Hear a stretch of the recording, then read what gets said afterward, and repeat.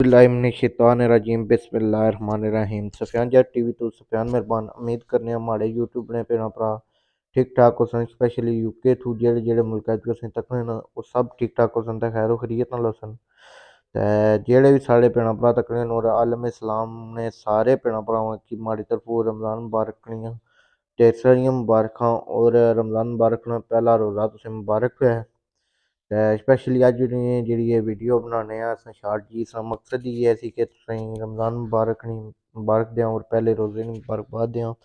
ते उसदे नाल तुसेंगी अगाह् करां कि अज्ज तो बाद साढ़े यूट्यूब चैनल उप्पर इंशाअल्लाह जेह्ड़े व्लाग हिस्से न ओह् व्लाग बी हिस्से न और उसदे नाल जेह्ड़ा नात बगैरा कंटैंट ओह् इसी नात बगैरा होई गेई उस तो इलावा तलावत कुरान पाक होई गेई उस तो इलावा खताब शरीफ होई गेआ इस्लामी बुनियाद पर कंटैंट इसी जेह्ड़ा बी ऐ और उस तो इलावा कोई व्लाग होएआ अगर ते ओह् बी रमज़ान मुबारक दे हवाले नाल इसी इंशाअल्लाह अफ्तारी दे हवाले नाल होई गेआ ते साढ़े चैनल उप्पर जेह्ड़े बंदे आए ओह् साढ़े चैनल गी लाइक करो सब्सक्राइब करो अग्गें तुसेंगी अस सकाफत ने रिलेटेड दस्सने रेह् वीडियो उस तो इलावा तुसें अपने मेले वगैरा होई गे इंटरव्यू वगैरा होई गे और ढंग दी बात ने जेह्ड़े बजुर्ग सियात ने उन्होंने इंटरव्यू कीते ढंग दी बात ने हिस्ट्री दे बारे च तुसें बया अपने हल्का आज़ाद कश्मीर दी खूबसूरती बी दस्सी ऐ अपने चैनल उप्पर ते उम्मीद करने आं जिस ओह् वीडियो तुसें पसंद कीतियां न इस तरह हून जियां मैं अपलोड करसां नात बगैरा दियां होई गेइयां जां कलाम शरीफ दियां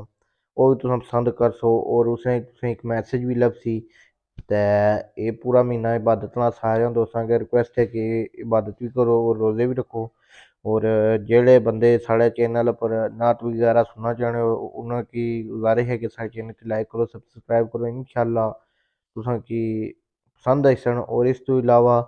एक व्लाग रैह्ना सी माड़ा पेंडिंग सी ओह् दरबार शरीफ उसना असीं भाई 30 कोला स्पैशल फरमाइश कीती सी यूके च माई साहिबा ने दरबार न ओह् बी अपलोड करसां ते तुसां साढ़े व्लाग नाल बनते रेह् नालो नाल ते अपने भ्राऊ सफियान मेहरबान गी इजाज़त देओ इंशाअल्लाह नमें व्लाग नाल मिलसां ते मैं अज्ज अपने यूट्यूब फैमिली गी मुबारक देआं रमज़ान मुबारक दा म्हीना आया और मुकद्दस म्हीना ते खुदा हाफिज़।